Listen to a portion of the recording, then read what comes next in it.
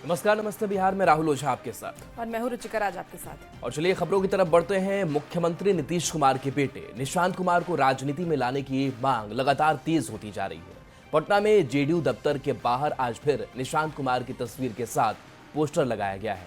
राष्ट्रीय लोक मोर्चा के अध्यक्ष उपेंद्र कुशवाहा ने एक बार फिर से नीतीश कुमार से इस मांग पर विचार करने की सलाह दी है। वैसे निशांत पर आखिरी फैसला सीएम नीतीश कुमार ही लेंगे। सवाल है कि क्या कार्यकर्ताओं की मांग के आगे नीतीश झुकेंगे?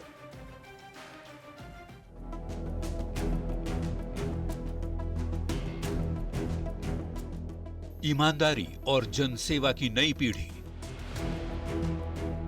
विकास पुरुष का बेटा, बिहार का भविष्य निशांत कुमार। ये स्लोगन लिखा पोस्टर लगा है पटना के जेडीयू दफ्तर के ठीक बाहर, मुख्यमंत्री नीतीश कुमार के बेटे निशांत के समर्थन में, जिनके सियासत में कदम रखने की मांग काफी लंबे समय से की जाती रही है। जेडीयू दफ्तर के बाहर एक बड़ा सा पोस्टर लगाया गया है जिसमें नीतीश कुमार और निशांत की तस्वीर है और इसके साथ जो बातें लिखी गई वो बेहद महत्वपूर्ण है। ईमानदारी और जन सेवा की नई पीढ़ी, जन सेवा की विरासत अब आगे बढ़ेगी। पोस्टर में लिखा है जन सेवा की विरासत अब आगे बढ़ेगी। पोस्टर को लेकर पार्टी कार्यकर्ताओं का उत्साह देखते ही बन रहा है। सभी की मांग है कि निशांत कुमार सियासत में जरूर आएं। जेडीयू प्रवक्ता नीरज कुमार भी कार्यकर्ताओं के सुर में सुर मिला रहे हैं। हम तो उम्मीद यह करते हैं, पार्टी के कार्यकर्ता उम्मीद करते हैं कि कदम ताल मिला करके उस सुंदर दृश्य का अवलोकन बिहार की जनता करे। निशांत को लेकर पार्टी के अंदर ही नहीं बाहर से भी मांग उठने लगी है। आरएलएम अध्यक्ष उपेंद्र कुशवाहा ने भी एक बार फिर कहा है कि नीतीश कुमार को इस पर विचार करना चाहिए। नए लोगों को राजनीति में आना चाहिए, उसमें फैसला नीतीश जी ले सकते हैं। निशांत, जिसका अर्थ होता है बेहद शांत रहने वाले। सीएम नीतीश के बेटे निशांत कुमार पहले तो सियासी बयान देने से बचते थे, पर अब मीडिया के सवालों के साथ विपक्ष को जवाब भी पूरे कॉन्फिडेंस के साथ देते हैं, पर खुद की सियासी एंट्री पर कुछ नहीं बोलते। वैसे निशांत पर अंतिम फैसला खुद सीएम और निशांत के पिता नीतीश कुमार ही लेंगे, लेकिन सवाल है कि सीएम नीतीश पर कार्यकर्ताओं का दबाव कितना काम करेगा। न्यूज़ 18 के लिए पटना से आनंद अमृतराज की रिपोर्ट। राहुल गांधी तेजस्वी यादव की साझा प्रेस कॉन्फ्रेंस से एक बात तो साफ है कि वोट चोरी और चुनाव आयोग पर इंडिया अलायंस एकजुट है, लेकिन सीएम चेहरा और लीडरशिप के सवाल पर अब भी गठबंधन में एक मत नहीं है। राहुल गांधी सवाल घुमा करके जवाब दे रहे हैं तो उन्हीं की पार्टी के सांसद अखिलेश सिंह तेजस्वी को ही चेहरा मानते हैं। ऐसे में सवाल है कि क्या बिना चेहरे के मैदान में उतरेगा इंडिया ब्लॉक?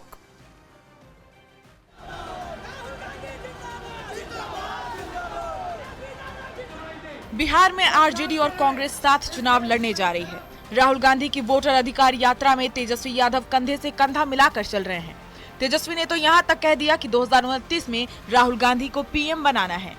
लेकिन अररिया में वोटर अधिकार यात्रा के दौरान जब तेजस्वी पर राहुल गांधी से सीधा सवाल हुआ तो उन्होंने जवाब को घुमा दिया। राहुल गांधी ने क्या कुछ कहा, पहले ये सुनिए। बिहार को लेकर अभी तक आपकी पार्टी से साफ क्यों नहीं किया जा रहा कि तेजस्वी यादव सीएम बनेंगे बिहार में? बहुत अच्छे तरीके से एक पार्टनरशिप बनी है। हम मतलब सारी की सारी पार्टियां एक साथ जुड़कर काम कर रही हैं, कोई टेंशन नहीं है और म्यूचुअल रिस्पेक्ट है। जाहिर है बिहार चुनाव में तेजस्वी को सीएम का चेहरा घोषित करने को लेकर राहुल के गोलमोल जवाब से सियासत गर्मा गई है। आने वाले समय में किसी न किसी अवसर पर एक ना एक दिन कांग्रेस वर्सेस आरजेडी होनी। बड़ी बात यह है कि कांग्रेस प्रदेश अध्यक्ष राजेश राम और पार्टी के बिहार प्रभारी कृष्णा अल्लावरू की तरह राहुल गांधी भी तेजस्वी को सीएम बनाने के सवाल पर खुलकर कुछ नहीं बोल पा रहे। लेकिन उन्हीं की पार्टी के पूर्व प्रदेश अध्यक्ष अखिलेश सिंह तेजस्वी को ही सीएम चेहरा मानते हैं। सीएम फेस को लेके काहे का कंफ्यूजन रहेगा? तेजस्वी प्रसाद यादव सीएम होंगे।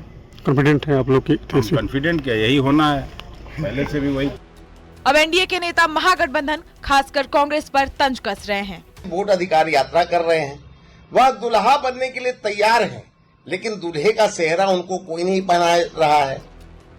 एक और तेजस्वी के नाम पर कांग्रेस में कंफ्यूजन है, दूसरी ओर आरजेडी के नेता दावा कर रहे हैं कि महागठबंधन में तेजस्वी जी के नेतृत्व में कोई संदेह नहीं है। लीडरशिप पर विवाद नहीं है और यह पहले ही तय है कि अगला बिहार का अगला मुख्यमंत्री तेजस्वी प्रसाद यादव होंगे।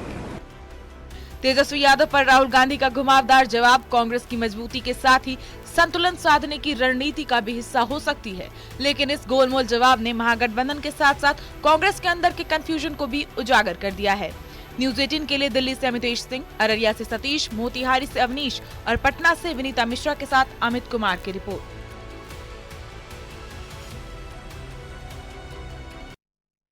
केंद्रीय गृह मंत्री अमित शाह ने 130वें संविधान संशोधन विधेयक के विरोध करने पर विपक्ष पर जोरदार प्रहार किया है। शाह ने कहा कि कभी लालू प्रसाद को बचाने वाले, बिल को फाड़ने वाले राहुल गांधी आज आरजेडी के सामने नतमस्तक हो चुके हैं। शाह के इस जोरदार प्रहार पर सियासी तल्खी भी तेज है। सत्ता पक्ष और विपक्ष के नेता एक दूसरे के खिलाफ हमलावर हैं। ये रिपोर्ट दिखाते हैं।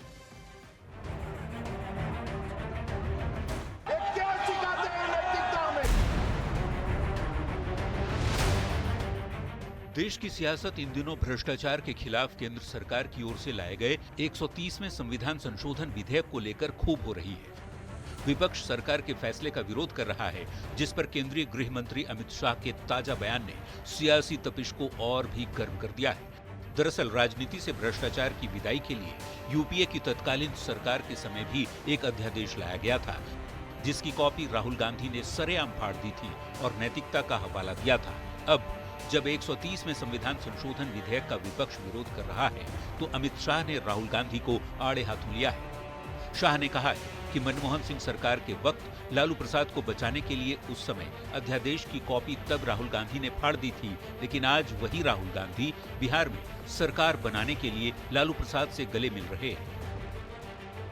परंतु किसी ने भी जेल से सरकार चलानी चाहिए क्या? यही श्री राहुल गांधी इसको कंप्लीट नॉनसेंस कहकर सार्वजनिक रूप से प्रेस कॉन्फ्रेंस में फाड़े थे। आज वही राहुल गांधी बिहार में सरकार बनाने के लिए सजा हो गई, वो लालू प्रसाद जी को गले मिल रहे हैं। ये ड्यूअल स्टैंडर्ड नहीं है क्या? केंद्रीय गृह मंत्री अमित शाह के राहुल गांधी पर आरोप लगाने के बाद बिहार की सियासत गर्मा गई है। सत्ता पक्ष और विपक्ष के नेताओं के बीच जुबानी जंग तेज है। जेडीयू के नेता आरोप लगा रहे हैं कि राहुल गांधी आज आरजेडी के सामने नतमस्तक हैं, तो बीजेपी आरजेडी और कांग्रेस को पारिवारिक पार्टी बताकर तंज कस रही है। तो राहुल गांधी जी आपने संसद में प्रतीक के रूप में अध्यादेश फाड़ा था, आज भ्रष्टाचारी के सामने दंडवत हो गए हैं।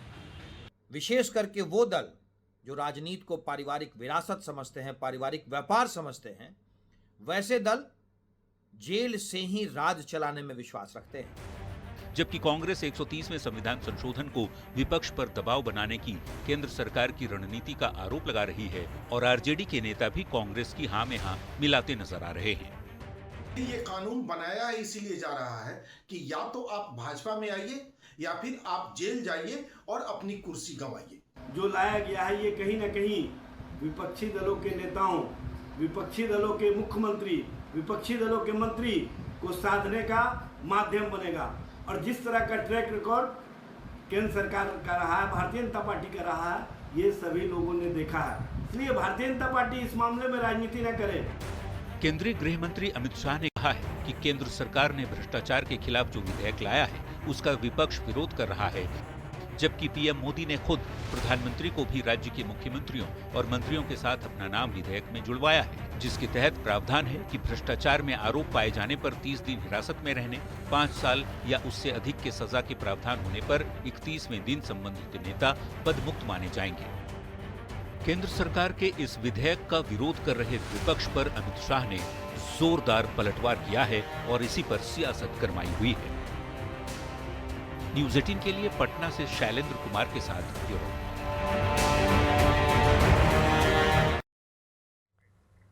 देखिए, पटना में भाई बहन की मौत का मामला अब पथराव और तोड़फोड़ मामले में एक्शन हुआ है। पुलिस ने 7 उपद्रवियों को गिरफ्तार किया, 250 अज्ञात के खिलाफ केस दर्ज किया गया है। इसके साथ ही पथराव में 7 पुलिस वाले घायल भी हुए हैं। तो गिरफ्तारी के लिए एक टीम भी बनाई गई है। बड़ी खबर आपको इस वक्त बता रहे हैं, जहां बता दें कि पटना में भाई बहन की मौत का मामला अब तुल पकड़ता हुआ नजर आ रहा है। मामले में एक्शन लिया गया, 7 लोगों की गिरफ्तारी की गई है, 250 अज्ञात के खिलाफ केस भी दर्ज किया गया है। पथराव में 7 पुलिस वाले घायल हुए थे। फिलहाल गिरफ्तारी के लिए टीम बनाई गई।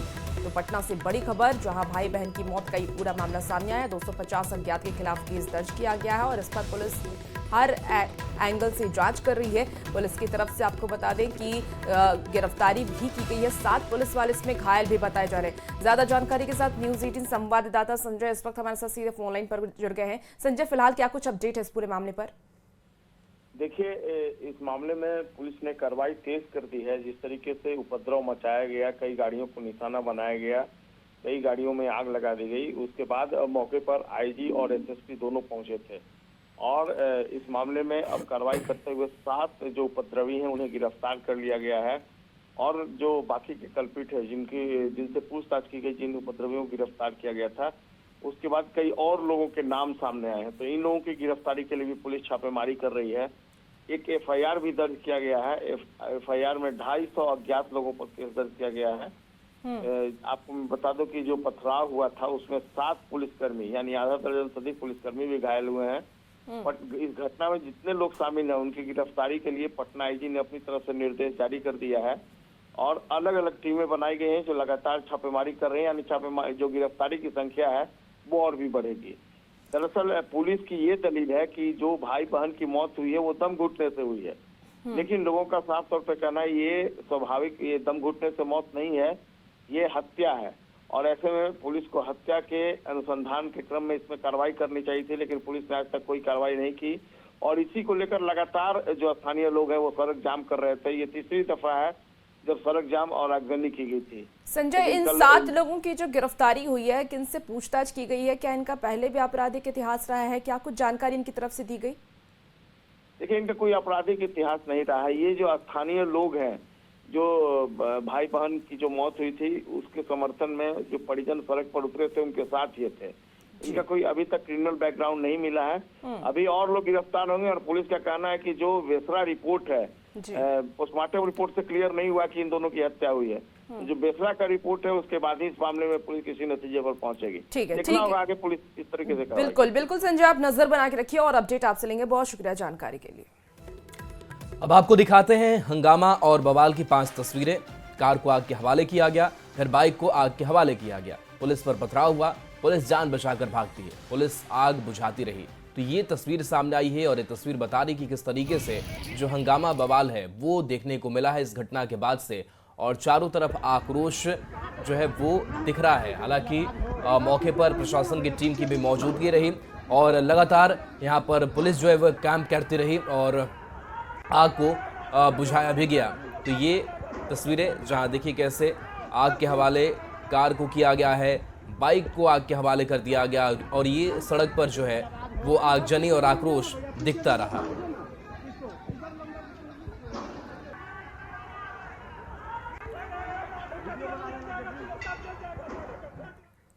और अब देखिए क्या है पूरा मामला।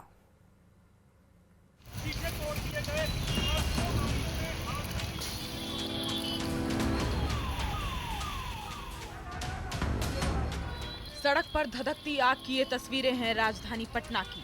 पटना का इंद्रपुरी इलाका रंग क्षेत्र में तब्दील हो गया। पुलिस और पब्लिक आमने सामने थी, लोगों के निशाने पर खाकी था। पहले कार को आग के हवाले किया गया, फिर बाइक को जलाकर खाक कर दिया गया। पुलिस पर पथराव हुआ। हालात ये थे कि पुलिस लोगों के गुस्से के आगे बेबस नजर आ रही थी। पुलिस जान बचाकर भाग रही थी और लोग पुलिस के पीछे पीछे। पटना के अटल पथ पर जमकर हंगामा हुआ और हमारे ठीक पीछे देखिए किस तरीके से स्कॉर्पियो गाड़ी को लोगों ने जला दिया है। दूसरी ओर बाइक में भी आग लगा दी है। तो कहा जा सकता है कि जिस तरीके से घटना घटी थी, बच्चों की मौत हुई थी, उसके बाद लोगों में काफी आक्रोश हुआ था और इसी को देखते हुए यहाँ पर आज जमकर पथराव हुआ, हंगामा हुआ। दरअसल पटना में 15 अगस्त को बंद कार में लक्ष्मी और दीपक की लाश मिली थी। इस मामले में पुलिस की कार्रवाई न होने से लोग बेहद नाराज थे। लोगों के गुस्से की आग इस कदर भड़की कि पटना की सड़क आग की लपटों में घिरी दिखाई दी। इन तस्वीरों को देखकर आप अंदाजा लगा सकते हैं कि लोगों का गुस्सा किस चरम पर था। हंगामा और बवाल के बाद पटना पुलिस ने दावा किया कि कुछ लोगों को गिरफ्तार किया गया है, बाकी आरोपियों को भी पुलिस नहीं बख्शेगी। लोगों के द्वारा एक घटना को लेकर यहाँ पे जाम इत्यादि किया गया था, उसके पश्चात में उनके द्वारा आगजनी की घटनाएं करी गई हैं, पथराव की घटना की गई है। पुलिस द्वारा कार्रवाई की गई है, कुछ लोगों को गिरफ्तार किया गया है, कांड दर्ज करके जो बाकी लोगों को आइडेंटिफाई करके सब पे कड़ी से कड़ी कार्रवाई की जाएगी। पथराव हुआ है, निश्चित रूप से कुछ लोग को उसमें चोट लगा है, उसमें आगजनी हुई है और उसको लेके कांड दर्ज किया जाएगा। कुछ लोगों को मौके से पकड़ा गया है, इनकी निशानदेही पे और जो अन्य जो हमारे पास में जो साधन है उनके माध्यम से अन्य लोगों को आइडेंटिफाई करके कड़ी से कड़ी कार्रवाई की। हंगामा और आगजनी की इन तस्वीरों के पीछे की वजह पटना पुलिस की लापरवाही है। पटना में ट्यूशन के लिए निकले मासूम भाई बहन का शव बंद कार में मिला था। पाटलिपुत्र थाना क्षेत्र के इंद्रपुरी इलाके में रोड नंबर 12 से एक बंद कार में 2 बच्चों के शव बरामद हुए थे। दोनों बच्चे ट्यूशन पढ़ने के लिए घर से निकले थे, लेकिन रहस्यमय तरीके से उनकी लाश कार में मिली। परिजनों ने हत्या की आशंका जताई थी। इस पूरे मामले में इंसाफ न मिलने के बाद लोगों का गुस्सा भड़क उठा। पटना की सड़क पर महासंग्राम होने लगा। पुलिस लोगों के गुस्से को समझ नहीं पाई। लोगों ने पुलिस पर लाठी डंडों से हमला कर दिया। गाड़ियों को आग के हवाले किया गया। पुलिस पर पथराव भी हुआ। आखिरकार पुलिस को जान बचाकर भागना पड़ा। न्यूज़ 18 के लिए पटना से शैलेंद्र कुमार की रिपोर्ट।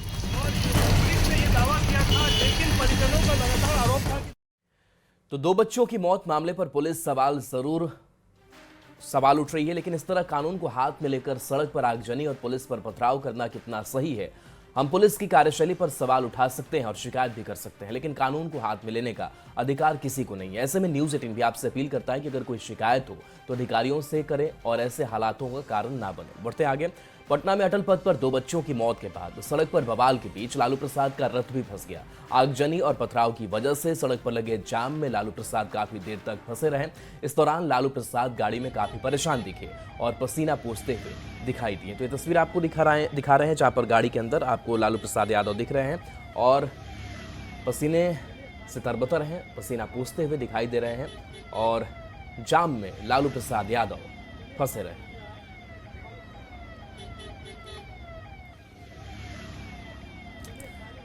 तो तस्वीर देखिए किस तरीके से लालू प्रसाद यादव परेशान नजर आ रहे हैं। 2 बच्चों की मौत के बाद ये बवाल हुआ और इस बवाल में जब जाम लग गया और जाम में लालू प्रसाद यादव फंस गए हैं, उसकी सीधी तस्वीर आपको दिखा रहे हैं। देखिए लालू प्रसाद यादव गाड़ी में बैठे हैं और किस तरीके से पसीना पोंछते हुए नजर आ रहे हैं, काफ़ी परेशान नजर आ रहे हैं। तो पटना से ये तस्वीर आपको दिखा रहे हैं, जहाँ भाई बहन की मौत के बाद बवाल हुआ, आगजनी की गई। हालांकि इसमें पुलिस वाले भी घायल हो गए हैं। अब 7 लोगों की गिरफ्तारी हुई है, लेकिन उसके बाद जिस तरीके से आक्रोश देखने को मिला है, जनसैलाब सड़क पर उतरा, उसके बाद जाम लगाया गया और जाम में लालू प्रसाद यादव भी फंस गए। इसकी सीधी तस्वीर आप देखिए इस पर टीवी स्क्रीन पर। इसी बीच देखिए पटना से बड़ी खबर आ रही है, जहां कोटा पटना एक्सप्रेस से अपहरण हुआ है। 6 साल के बच्चे का अपहरण हुआ है। पटना जंक्शन से अपहरण किया गया। अपहरणकर्ता को देख करके वॉशरूम गई थी मां। आपको बता दें कि 3 महीने पहले पति की हुई थी मौत। बड़ी खबर पटना से आ रही है, जहां कोटा पटना एक्सप्रेस से अपहरण किया गया। 6 साल के बच्चे का अपहरण किया गया है। पटना जंक्शन से ये अपहरण हुआ है, जो जानकारी सामने आई है। अपहरणकर्ता को देख करके वॉशरूम गई थी मां और 3 महीने पहले पति की मौत हुई है। तो बड़ी खबर पटना से आपको बता रहे हैं, कोटा पटना एक्सप्रेस से अपहरण किया गया। 6 साल के बच्चे का अपहरण किया गया। देखना होगा कि कब तक बच्चे को वापस लाया जाता है, पुलिस की तरफ से क्या कुछ कार्रवाई की जाती है। बड़ी खबर बाढ़ से है, जहां तेज रफ्तार कार ने 6 लोगों को कुचला है। 4 लोगों की मौके पर दर्दनाक मौत हो गई। अनुमंडल के बाढ़ थाना इलाके का यह मामला है। गुस्साए लोगों ने सड़क जाम किया, आगजनी कर कार्रवाई की मांग की। मौके पर पुलिस की टीम पहुंची है तो तेज रफ्तार कार ने कुचला है इनको और 4 की मौत इस हादसे में हो गई है। और इस हादसे के बाद से देखिए लोगों का भी आक्रोश देखने को मिला है, जहां पर सड़क पर आगजनी की गई है। 4 लोगों की दर्दनाक मौत, 2 घायल बताया जा रहे हैं। अनुमंडल के बाढ़ थाना इलाके का यह मामला है। पुलिस भी मौके पर पहुंची। कहीं जा रहे थे क्या? बाथरूम के लिए आए थे, लेटरिन बाथरूम जो महिला लोग होती है, इस सब घर में बढ़िया से इस सबको मिला है। विकास कहाँ मिला है कि हमको लेटरिन ये इंदिरा आवास कुछ भी नहीं है, ना इंदिरा आवास इसको मिला है, ना शौचालय मिला है। और उसके बाद ये सब कहाँ जाता? गरीब आदमी खेत में पूरा में एक ठेवना पानी है, और उसके बाद ये सबको मुआवजा मिलना चाहिए। इसी बीच देखिए बड़ी खबर बेतिया से भी आ रही है, जहां चलती कार में अचानक से आग लग गई। सड़क पर धू कर कार जल गई। आपको बता दें कि नरकटियागंज के बलथर मार्ग पर यह हादसा हुआ है। अग्निशमन की टीम ने आग पर काबू पा लिया। बड़ी खबर बेतिया से बता रहे हैं, जहां चलती कार में अचानक से आग लग गई। किस वजह से आग लगी है इसकी जानकारी फिलहाल नहीं मिल पाई है, लेकिन मैं आपको बता दें कि सड़क पर धू कर कार जलने लगी। नरकटियागंज के बलथर मार्ग पर यह हादसा हो गया। हालांकि उसी वक्त अग्निशमन विभाग को इस बात की जानकारी दी गई। जब अग्निशमन विभाग की टीम मौके पर पहुंची, उन्होंने आग पर काबू पा लिया।